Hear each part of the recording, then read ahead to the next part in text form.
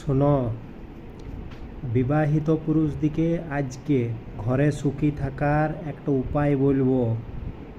Self experience ঘরে একটু করে দেখবে, একদম ঝগড়া হবে না বউয়ের সঙ্গে।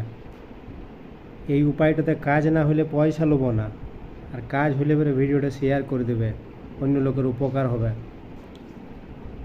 বাইরে তুমি বন্ধু বান্ধবদের সঙ্গে যতই খুশিতে থাকো, হই হুল্লোড় হাসি মজাক যাই করো, ঘরে এসে ঢুকলে পরে মুখটো বাংলার পাঁচের মতন করবে। বাংলার পাঁচের মতন, বুঝলে? কি করবে? ঘর ঢুকলেই মুখটো বাংলার পাঁচের মতন করে দেবে। বউ দেখে ভাববে কন্ট্রোলে আছে।